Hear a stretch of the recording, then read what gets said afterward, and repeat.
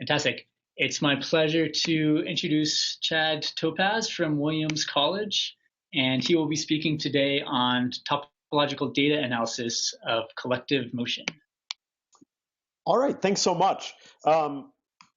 It is really a pleasure to be here talking to the Applied Algebraic Topology Research Network. I thought I'd start with this slide. You might know this kind of famous painting by Magritte that causes you to ask what actually is the object in that picture.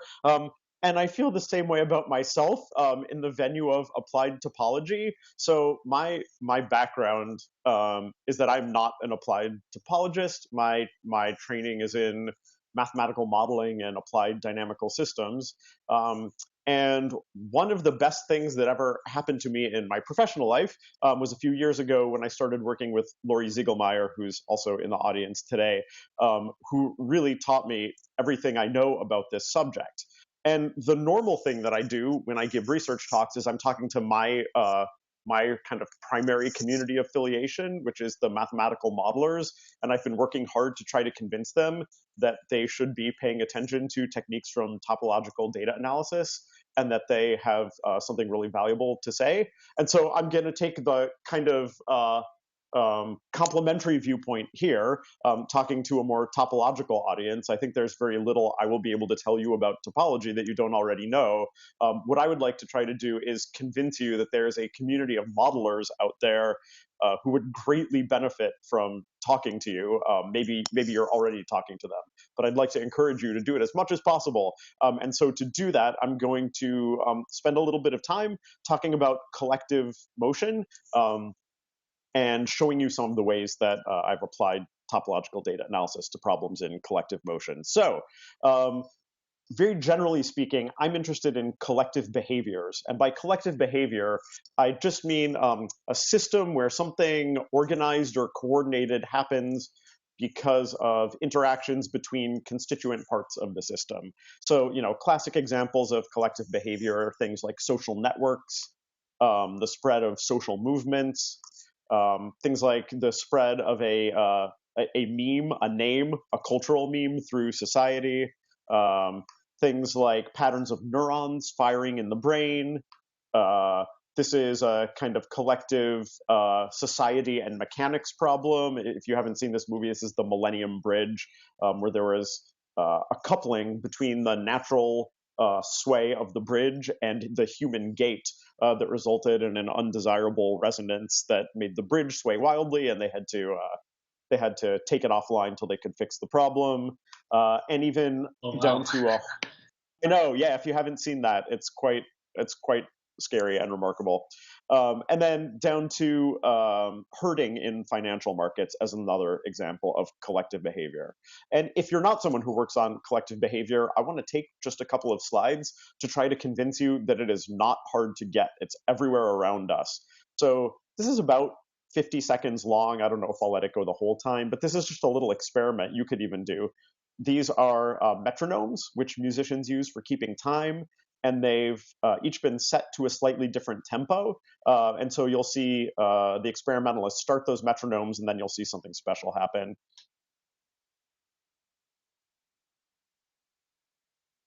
So I don't know if anyone has their audio on, but what'll happen in a minute is that he'll pick up the board, and he'll place the board on rollers. So if anyone has a guess about what will happen, feel free to speak up.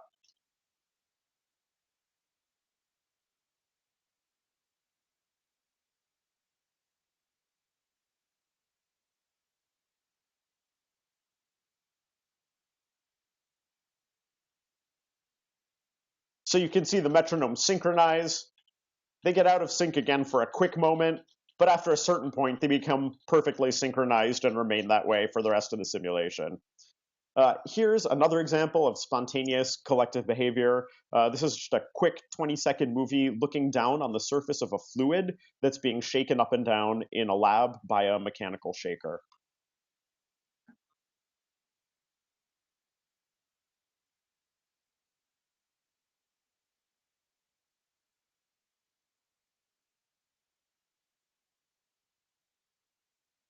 Chad, what's producing the colors here, the black and the white? Yeah, great question. So you should imagine that you're seeing a pattern of standing waves, and so the nodes and the antinodes of the wave are essentially what you're seeing as black and white in this particular imaging. I can't remember if the white is the nodes or the antinodes. It doesn't much matter, but Yeah. that's what's being imaged here. Yep. But this is a fluid that's vibrating? Oh yeah. This is a fluid. This is a fluid that's in a container that's attached to a mechanical shaker, being shaken up and down according probably to a sinusoidal function. I see. But the the nodal pattern becomes sort of very very fixed. The nodal pattern, the Yeah, nodes. that's right. Wow. Yeah, so it's just a great example of spontaneous pattern formation. And these things are called Faraday waves, and they've been studied for centuries, in fact. The people have been trying to study this fluids problem. Last quick example I'll show here is, this is from Alan Turing, who many people know because of his celebrated work in theoretical computer science, but he also made a lot of contributions to applied mathematics. And he wrote a seminal paper in 1952 called The Chemical Basis of Morphogenesis, where he was the first one to really posit that the combination of reaction and diffusion of chemicals could lead to patterns. I don't seem to have my mouse available, but could lead to patterns like the ones that you're seeing in the left panels here from a competition of reaction and diffusion. And that pattern formation mechanism is thought to be responsible for lots of patterns that you actually see in nature, much like the animal coats pictured here. So zooming in a little bit from collective behavior to collective motion, which is an area that I've been working on for about 15 years now. Nature abounds with examples of collective motion. So these are things like schools of fish and flocks of birds and insect swarms. And the first thing to know about these groups is that they tend to do something organized or coordinated, right? So from your vantage point, you see a school of fish that's swimming clockwise. And what I hope you're saying to yourself is, Chad, that's really obvious. What's the big deal? And I think what makes it slightly more interesting is to realize that these groups typically form and propagate without a leader. So there's no bird in this flock that says everybody fly south by southwest starting now, right? And there's no fish in this school that says everybody swim clockwise starting now. There's something more subtle that's going on. And the thing that's going on is that members of the swarm, members of the group, are interacting with each other socially. So by social interactions, we're thinking of things like attraction, like the tendency of two of these locusts in this locust swarm to move towards each other, or possibly repulsion. Maybe if they get too close to each other, they have a tendency to want to move away. Another type of social interaction we sometimes see is alignment. That's the tendency to want to turn so that you're going in the same direction as your neighbors. And these types of interactions, attraction, repulsion, and alignment, are activated in organisms when they sense each other. And that sensing could arise when they see each other, when they smell each other, when they hear each other, when they touch each other, or via some combination of senses. And these behaviors, these social interaction behaviors, are really, really hardwired in these organisms. So they're kind of pre-programmed by evolution. If anyone wants to unmute and guess, like, why would evolution favor organisms being attracted to each other? Like, what's the evolutionary advantage? Anyone? I know we have some amount of audience. Anyone want to guess? You're harder to get eaten if you're part of the pack. Maybe you're Exactly. less likely to be the one chosen. Exactly. So protection is one of them, and then there's one other big one. Why else do you have to be around members of the same species? Reproduction. Exactly. Those are the big two. Okay, so these are hardwired behaviors. Similarly for repulsion, it could be perhaps energetically inefficient or even dangerous to fly too close to others. So evolution favors you not getting too close to your neighbors. And these interactions, or one thing that catches my attention about these groups is that the scales over which the groups form and propagate can be drastically larger than the scales over which these interactions happen. And so another way of saying that is that if you are a locust in the upper left-hand corner of this image, your world looks something like this, right? You can't sense what's happening in the swarm far away from you. You only have information about your local neighborhood, and yet somehow the group, even with that limited local information, is able to propagate and do something robust over large time and space scales. So these sorts of collective motion, they occur all across the natural world, across wide scales, from things as small as bacteria up to buffalo and lots of organisms in between. And ideas from collective motion are used in the engineered world to make stuff happen. So this top movie here, you might recognize this, especially if anyone happens to have young kids. This is Finding Nemo. And so when the computer animators make this movie, they don't plot out where each fish goes from frame to frame. They program virtual fish with some sorts of social interaction rules, and they let the algorithms run their course and make these sorts of patterns. What you see in the lower movie here is some self-assembling robots in a lab at Harvard. And what you see on the left, this one always cracks me up. I say to my students, I know none of you have ever illegally downloaded anything on a peer-to-peer sharing network, but if you did, you might be interested in this. This is a peer-to-peer file sharing protocol that's actually based on biological rules for ant colonies and how ants interact. It turns out that ants are really efficient at transporting information and materials through their colonies. And so the algorithms used in this protocol are inspired by those ideas. Wait, so you're saying this algorithm for sharing files is inspired by how ants move in their colony? Yep, exactly correct. Wow. And is this algorithm one of the ones that's used in practice, or it's more of a potential algorithm that could be used for file sharing? I think it's actually used. I mean, I'm not just saying this to appear legal. I don't actually do any of that peer-to-peer file sharing stuff. Honest truth. But I'm pretty sure that this is actually used. Yeah. Cool. Okay. So, in my opinion, there are really only three questions that you can ask about research in collective motion. All questions boil down to one of these three things. And the first is, what are individuals doing? So in other words, if you are this locust pictured here, how do you decide a moment later in time where to move? What's the individual level rule? The second question you can ask is, what is the whole group doing? Can we assess the macroscopic properties of the group? You're seeing a movie here of some aggregations that are called locust hopper bands. They're locusts marching on the ground, and they have this sort of streaming behavior with these rivers that merge and split, and it's really complex. And so you could ask, how do we actually describe what that whole group is doing? And then the third question is, what is the connection between these? How is it that these individual level rules that every bug is following give rise to this much more complicated collective behavior? It's always a non-trivial, nonlinear relationship. And so for the rest of this talk, I'm going to try to say something about each of these three questions. I'm going to start actually with the second question, and then I'll try to say something about the first question, and if there's time, I'll show you a little bit of work on the third question.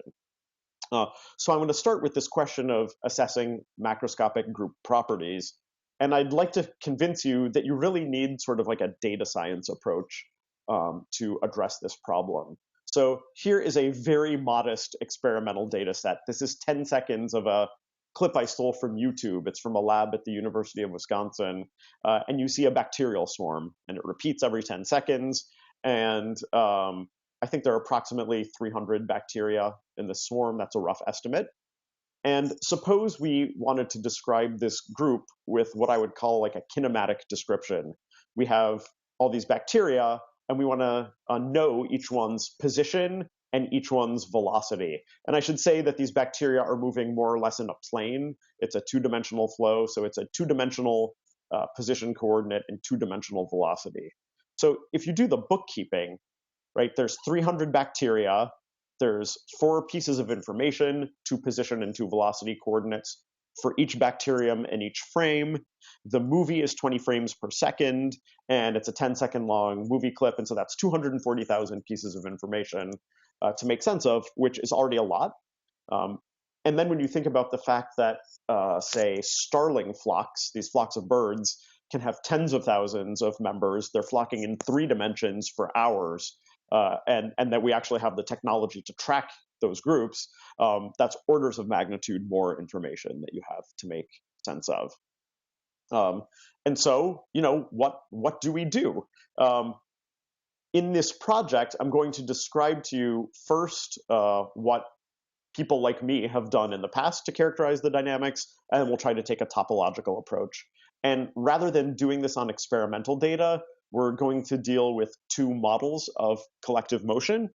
And the first model is by Vicsek and collaborators. So this is a really influential paper from 1995, and I circled just to show you that it's very highly cited. And what I want you to imagine for the simulation is that there's a bunch of particles, you see them here, and they're all moving around in a box, and the box is periodic in the x and y direction. So it's like Pac-Man, right? If you scroll off the right-hand side, you come back to the left. If you scroll up the top, you come back the bottom. So there's a periodic box with these particles. They're all moving at a constant speed, and so what they have to determine is their direction. And the way each particle chooses its direction or its heading at any moment in time is it looks around itself in a neighborhood of radius r. So that's this r here. It looks in a neighborhood. It sees what other particles are there. It takes the average of all of their headings, including itself, and that's its new direction, except that it adds a little bit of noise. And the reason the particles are noisy is that everything in biology is noisy. So organisms don't sense perfectly about their neighbors, and they can't move perfectly in reaction to their behavioral decisions. So it's the average of your neighbor's direction plus a little bit of noise. And the rest of this model just says that they move at a constant speed for every time step, and that they update their direction every time step, just moving according to like a rate equals distance equals rate times time kind of rule. So this is broken up into discrete time steps, or is it sort of continuous time? Discrete time. This is a discrete time model. Yep. Huh.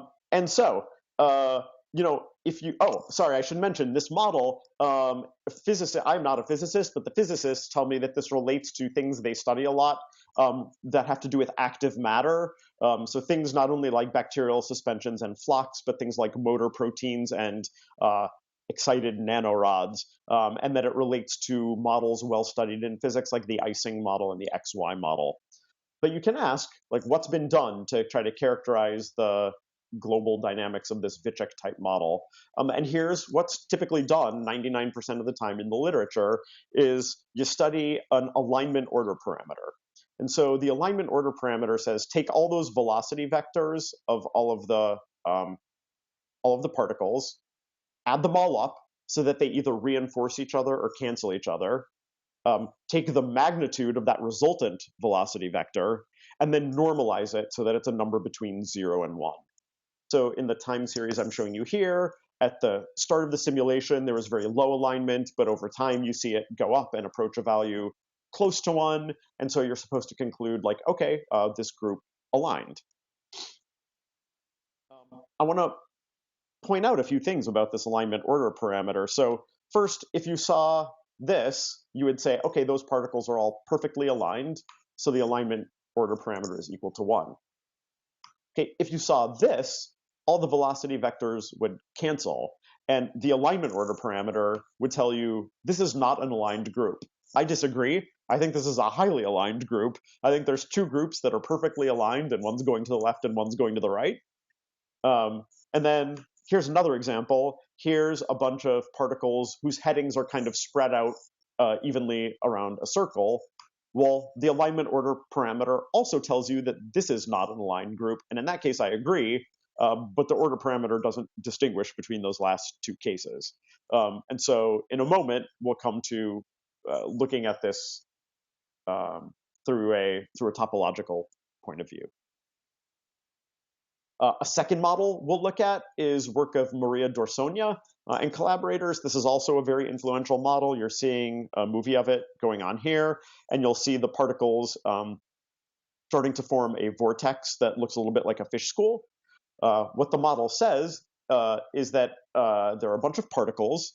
Here they're living in continuous time, so they're obeying some differential equations. And this first equation just says the derivative of position is velocity. And then the second equation just says mass times acceleration equals a sum of forces. And the forces that are acting on each particle are self-propulsion. So alpha measures the strength of self-propulsion. It says organisms like to keep going in the direction they're already going in. Beta measures a frictional force so that they don't just speed up forever. And then there's this mysterious term over here. This is the thing that encodes the social interactions. So what I want you to imagine is a fixed reference particle of this group. And what it does is it interacts in a pairwise fashion with every other particle in the group.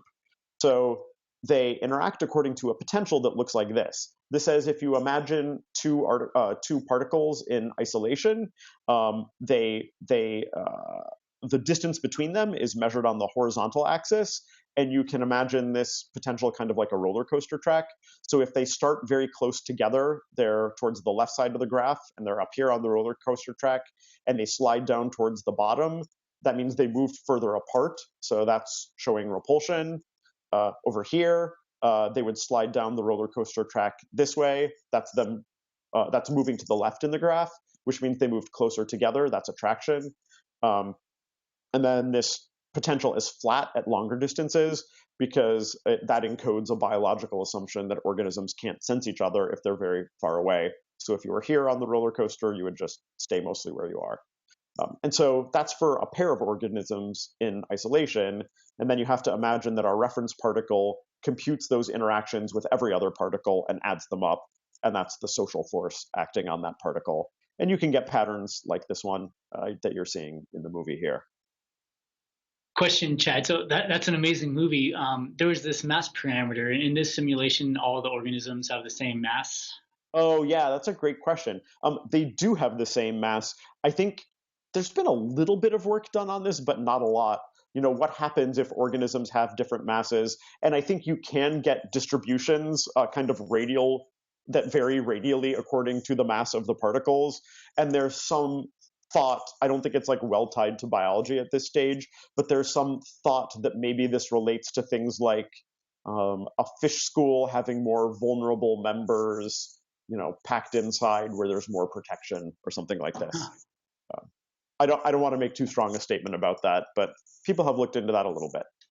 Cool. In this simulation, mass is just constant. Okay. So you know, here's the kind of thing authors do with this simulation. They might say, oh, okay, let's look at the alignment order parameter. Well, in this time series here in red, the alignment's very low. That's not surprising. We looked at a movie. We didn't see anything aligning. And then maybe you say, well, what we did see is rotational motion. So let's measure the angular momentum of this group. And that's shown as the green curve. And you observe, oh, angular momentum goes up. So this group seemed to be doing something rotational. And then you look at the data. And what I've done for you in the 3 snapshots on top, these are sequential, or not sequential.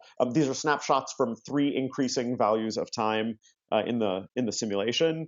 So I've colored each particle blue if it's moving clockwise around the center of mass, and red if it's moving counterclockwise.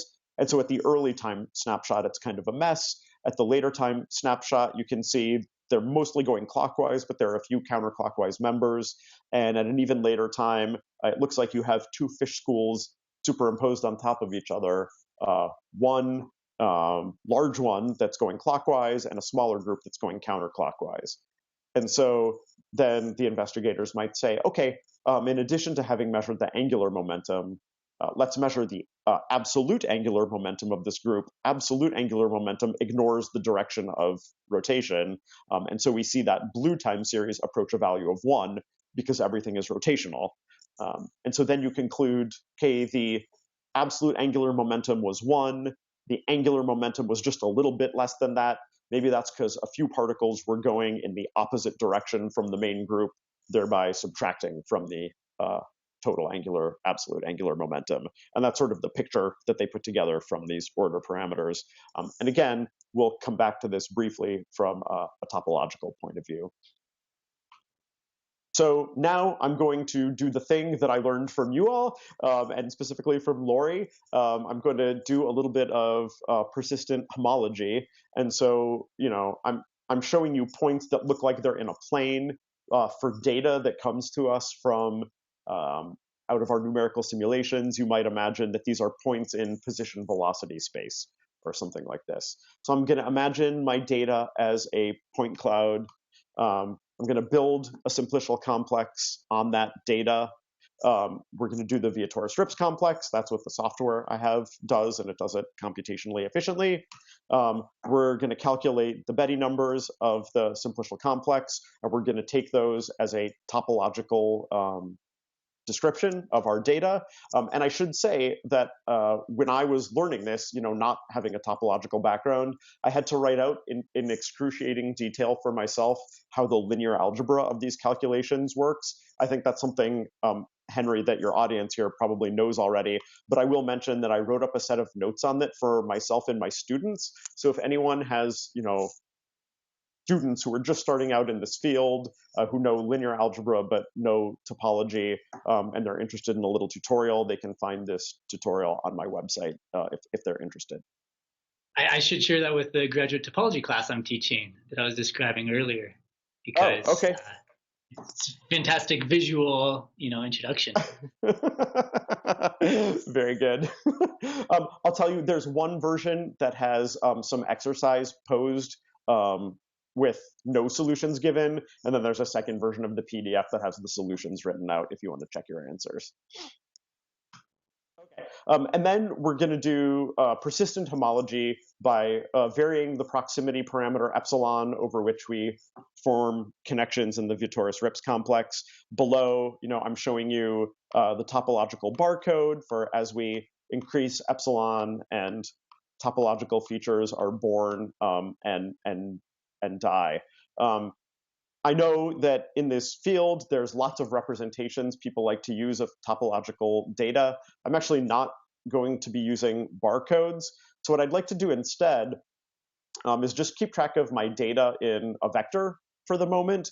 So here you can imagine that on the left side, you're seeing a vector of information for the 0th Betti number of the data, where I've created a discrete grid in epsilon, and for each value of epsilon, I've kept track of the value of Betti 0.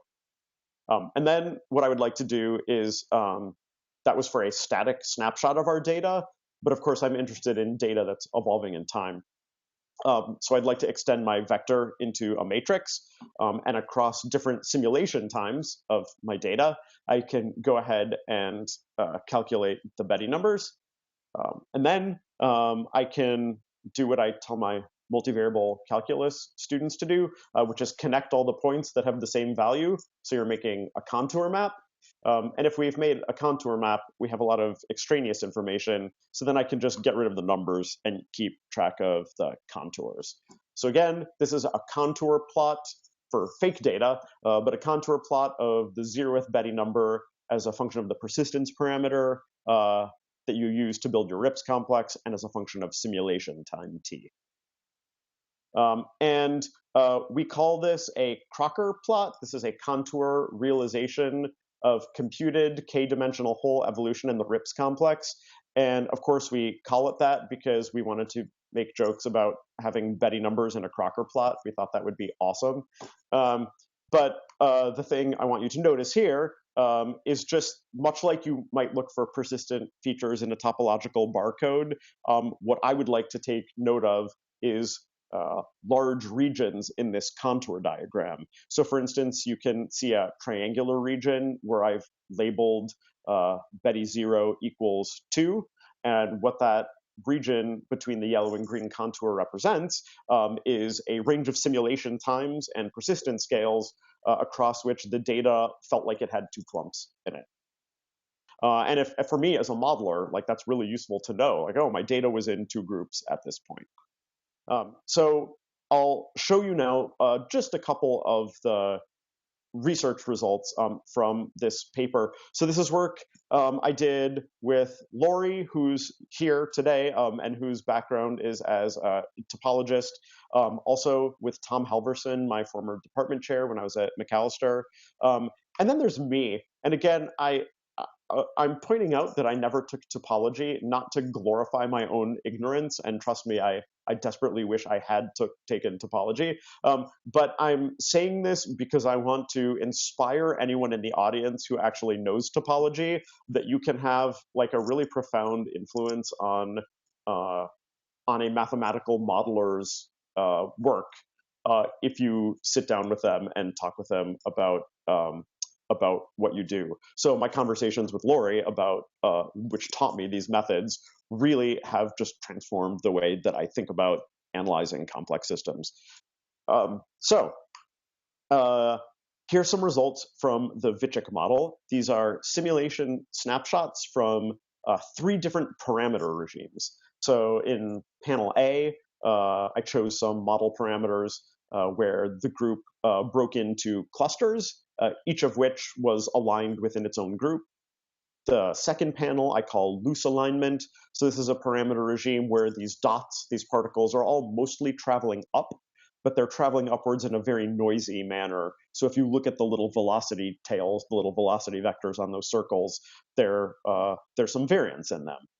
And then there's this regime I call strong alignment, and this is panel C, where you see all of the particles have velocity vectors pointing the exact same direction, and the group is moving as a rigid body. So I'm going to just pick 2 of those regimes. I'm picking the clustering regime, and then this strong alignment regime. And here I'm showing you the time series of this alignment order parameter that we discussed before. And so you're going to conclude from each of these pictures that, okay, as time went on, the group aligned. Okay, in a moment, we'll look at what happens topologically. But first, I just want to talk about the topology of the initial condition for these simulations. So all of the simulations are seeded with a random initial condition where there are particles uniformly distributed across the spatial domain, and their headings are also uniformly distributed. Now, I've colored the sides red and the top and bottom blue to remind you that they're identified with each other. So the spatial domain is like a 2 torus. And also, the third coordinate that you need to characterize these points is their heading theta. That's a number between 0 and 2 pi, so it's also periodic. So really what you have is you have information, you have initial data that's distributed randomly across a 3 torus. And I've written the Betti number sequence there. So we might be interested in looking at our Crocker plots in, how do things evolve away from that sort of topological initial state. So here are some of the topology results. In the left and the right, the top contour map is for the 0th Betti number, the number of connected components, and the bottom panel is for Betti 1, the number of topological circles. And if you focus just on the left-hand side, parameter set number 1 for a minute, the first thing you can notice is that there's a lot of action going on there, right? So if I go back to this order parameter, the order parameter looks relatively stable, right? But you can see that topologically, there's this sort of intermittent breakup and reforming of clusters. And so we see times when there's a strong signature of 2 clumps in the data. We see times when there's a strong signature of 3 clumps, 4 clumps, maybe other numbers as well. And that's all missed by the order parameter. The second thing to take note of for the set of data is that for later times, there is a strong topological signature of 1 loop. And so that was interesting to me. The data started out with 3 loops. So we had to go and actually dig around in the data and try to form some conjectures about what that remaining loop seems to be. And what it turns out to represent is coverage of the domain in the y direction. So you can connect the group from top to bottom and wrap back around. Coverage has been lost in the x direction, and coverage has been lost in the theta direction. The particles are no longer have their headings spread around a circle, and that's because they have aligned with each other. So then you can focus on the right-hand set of data, and I really love this one. I'll talk about Betti 1 first, which is the bottom graph, bottom right. So there's a strong topological signature of 2 loops, and these turn out to correspond to coverage of the domain from top to bottom and left to right. And then if you look at the top graph, there's at the longest scales, as there has to be, there's a signature of 1 connected component. But there's this funny little wedge, this range of scales where the data says there's 2 components here. And I stared at the data, we stared at it and stared at it, and said, where are the 2 groups?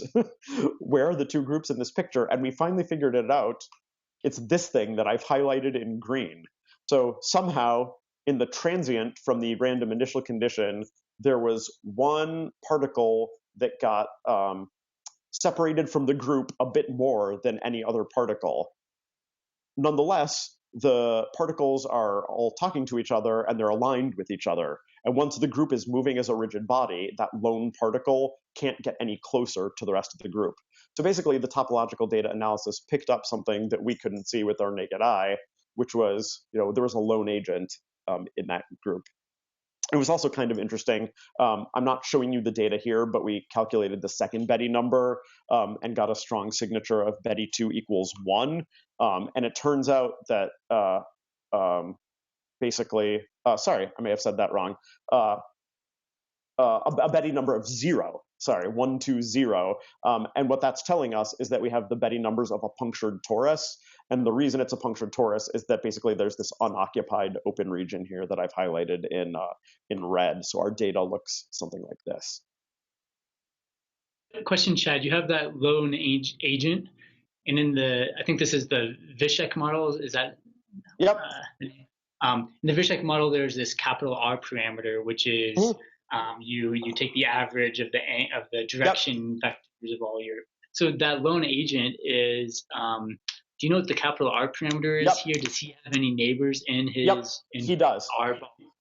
Yep, he sure does. The normal thing that's done in the model, which we've also done here, is that you non-dimensionalize so that you set R equal to 1, and the scale parameters that matter are the size of the box.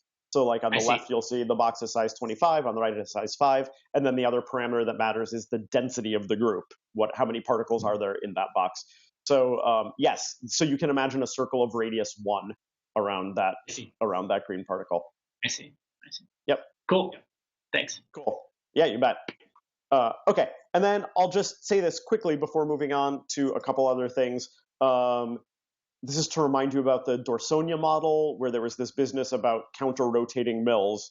And I'll just show you here the 0th and first Betti numbers of one of the simulations.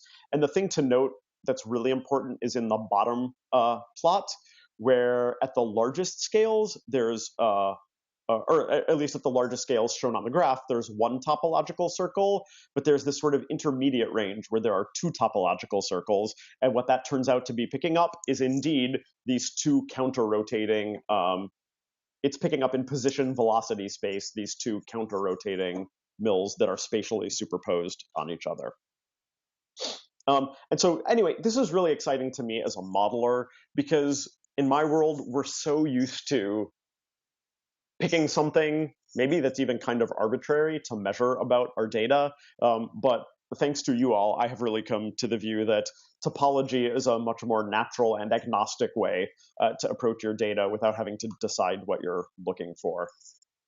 So the next thing I'll say something quick about is determining individual level behaviors and how topology has helped me out with that.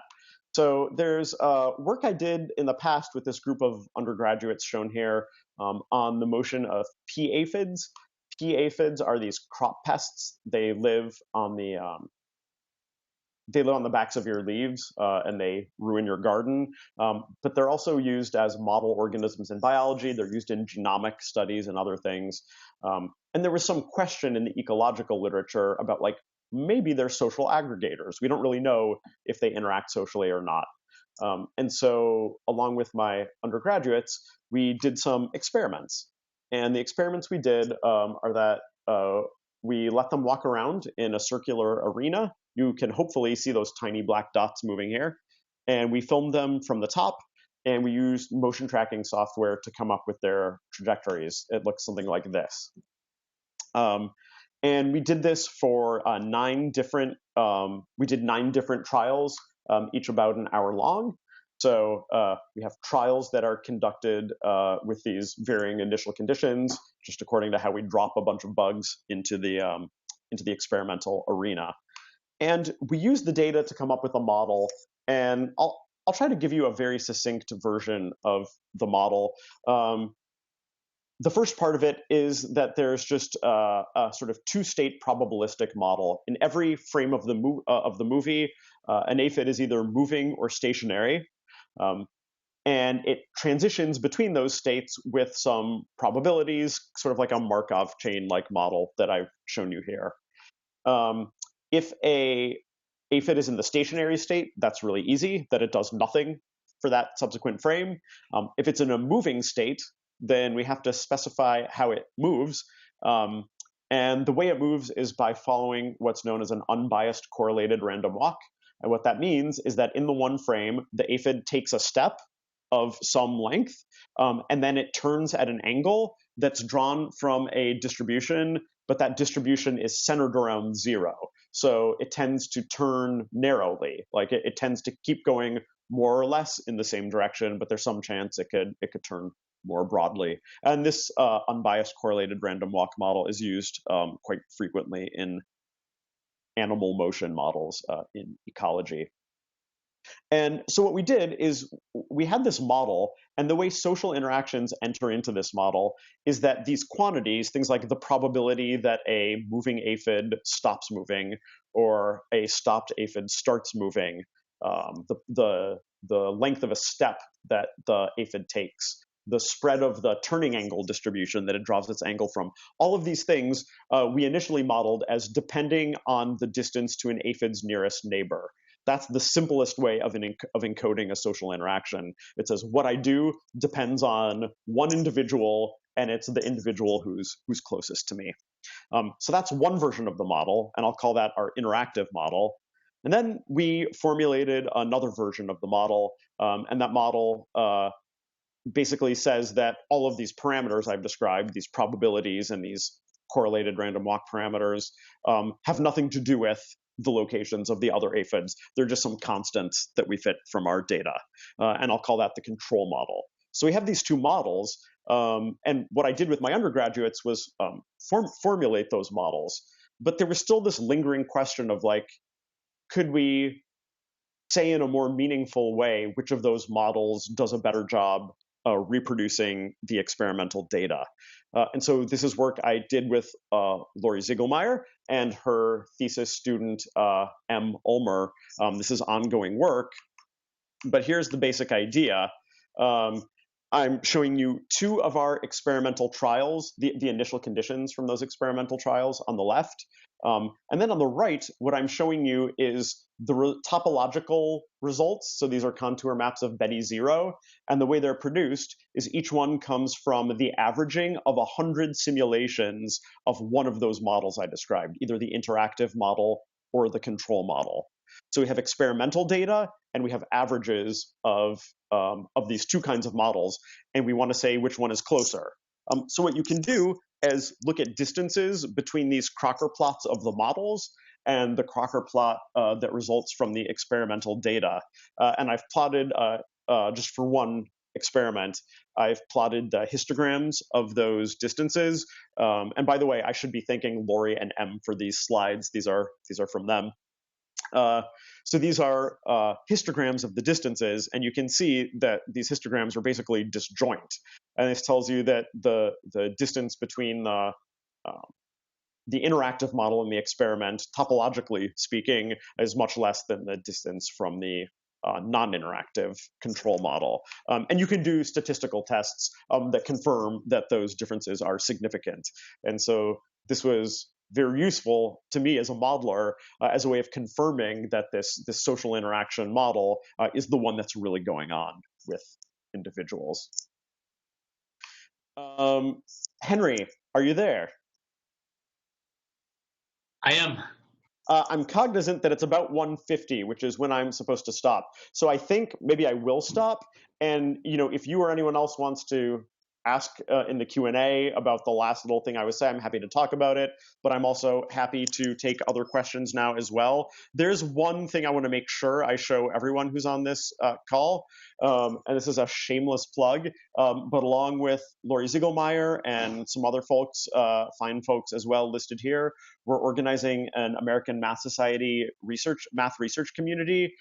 This is a week-long workshop that will take place next summer, and it's aimed at what they call paradoctoral students, by which I think they mean anyone who is within 2 years of being about to get their PhD, up through anyone who's gotten their PhD within the past 4 or 5 years. They're even willing to give a little flexibility on that timeline, but it's from about 2 years before to about 5 years after PhD. And this is going to be a very interactive workshop where people will be in groups working on problems that are related to agent-based modeling in biological and social systems. The reason I'm mentioning it to this group is that one of the things that one of the tools we'll be using is topological data analysis. But I also want to emphasize, for anyone interested, the idea is that this could be a way for you to get involved in a new thing. So if you're not involved in modeling of biological and social systems, but you would like to be, you are strongly encouraged to apply for this. Well, on behalf of the entire audience, let me thank Chad for a fantastic presentation. Thank you. Questions for Chad?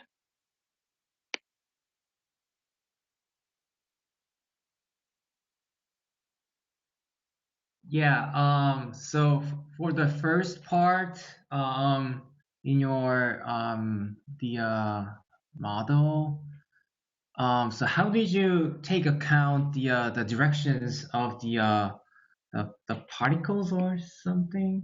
So it seems like yeah there. So I don't know how you consider the directional differences in the Vietris Rips complex. So I just wonder, yeah. Oh, so sorry.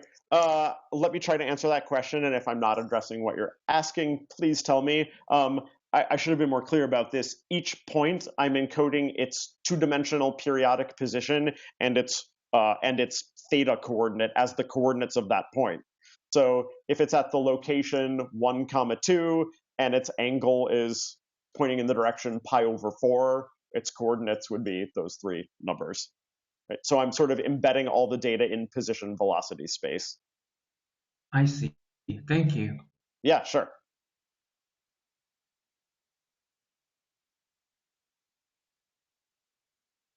Other questions?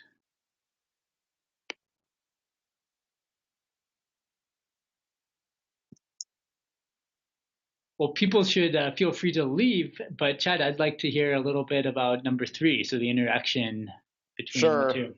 Okay, so I put this is like this kind of thing they did on the old maps that was like the end of the known explored world, like the whole "here you be dragons" thing. And so this is me giving a big disclaimer that this is the part of my talk that is very tentative and preliminary, and I don't really know where it's all going yet. So think of these as ongoing ideas. One day I was talking about this stuff as a conference, and a really experienced and intelligent person asked me, you have these models and they seem to have this kind of topological behavior. Can you like say anything? Can you predict how those Betti numbers should evolve in time? Like, rather than computing them from the data output by a model, like, can you say what you think the Betti numbers should do? And so I thought, wow, that's a really cool question. Let me try to think about this. And so the first thing I thought is that, saying what any given incarnation of a simulation will do is hard because there's noise in these models, or in the Vicsek model. So I thought, let me do a bunch of simulations of that model and plot the Crocker plots of all of those simulations and just take a really naive average. So what I'm showing you here is averaging over 1,000 simulations. And I'm showing you Betti 0 and Betti 1. And already this was interesting to me because it could have been garbage. Like, it could have been very noisy in time, these averages, but they weren't. And so that sort of made me think there's a there. And then I thought, if I would like to understand how these Betti numbers are evolving in time, before I can understand that, I have to even understand the initial condition, right? Like, I do differential equations. So, often you need to know your initial state if you want to be able to say something about the time evolution. So I thought I better zoom in here and just think about my initial states. And my initial states are just particles, randomly distributed in whatever space. And so, of course, there are people thinking about these kinds of questions. I'll say, as a very applied mathematical modeler, not all of these papers are accessible to me, but I know there's work by Matt Kale and others where they're looking at limit theorems for Betti numbers of various kinds of random simplicial complexes. So I'm not going to go through this kind of technical result here, but I think the basic idea is they make some kind of like a random geometric graph, and they construct the Rips complex out of it. And they have some theorem for the expected behavior as n goes to infinity, as the number of particles goes to infinity. And this is also in the limit that the particles are sort of sparse. I think I understand that as one of the constraints of this theorem. And so this is really cool, and I would like to understand it better. In the situations I'm interested in biology, you're often not in a sparse regime, and you're often far from an n goes to infinity kind of limit. And so I'm interested in some of those other limits that I couldn't find results for. So I decided to just, do the experimental thing and start making numerical experiments.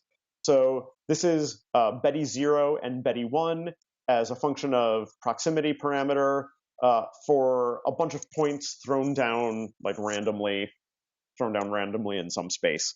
So there's 10,000 points in a 25 by 25 box, I think. What I did was I averaged this over a whole, it's 300 points and it's 10,000 simulations. So you have to imagine that there's actually a finite grid in epsilon, and that at every value of epsilon, there's a dot on that curve that's representing the mean of the mean Betti number for all of the trials in that bin. And you have to imagine that that bin of data has some standard error, and that standard error is shown schematically as the purple bar, but it's actually really, really small. It's about 0.001, which just tells you that the curve you see is really faithful to the spread of the data. All the data is actually really close to the curve. So I tried to figure out what was known even about this kind of relatively simpler problem, and I found a little bit. So there's this paper from Kellerer in 1983, Journal of Applied Probability, where he's looking at the number of clumps resulting from the overlap of randomly placed figures in a plane. And what he's able to come up with is actually an analytical result. So it's not an approximation. It's an analytical result for the expected value of the Euler characteristic. And it depends on a whole bunch of things. It depends on the Euler characteristic of the domain, the Euler characteristic of the shapes you're throwing down, the number of shapes the number of things you throw down, and a bunch of other parameters. But it's kind of a cool analytical result. There's nothing that I know of available for the individual Betti numbers in the same situation, however. So I decided to, just start playing around with these things. I was thinking about the Euler characteristic, and I just tried to think about a little bit of dimensional analysis and scaling behavior. So the first thing I convinced myself is that the Euler characteristic has to have the form and limiting behavior that I've written down on the top of this slide, but there's some undetermined function f that could be almost anything. And so then I decided to try to be modern, and I used Eureka. I don't know if anyone has used Eureka, but it's kind of knowledge discovery software where you can put in data, and it uses genetic algorithms to try to come up with functional forms that fit that data.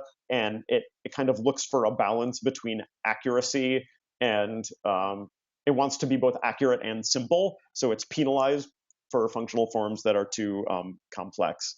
And when I did that, I came up with something that looks like this. 1 plus n minus 1 times some Gaussian looking thing times something that looks like a polynomial. And I was getting kind of a better fit the more terms that I kept in that polynomial. So it's not clear if it really is a polynomial or if the genetic algorithm is coming up with a Taylor expansion for some other function that's actually not a polynomial.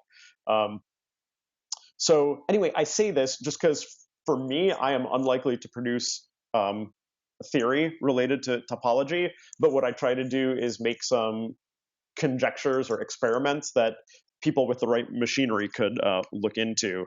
And so my dream one day is to be able to connect the rules for how individuals move to rules for how the Betti numbers of the group evolve in time.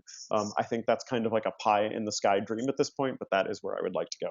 So that's the answer to your question, Henry.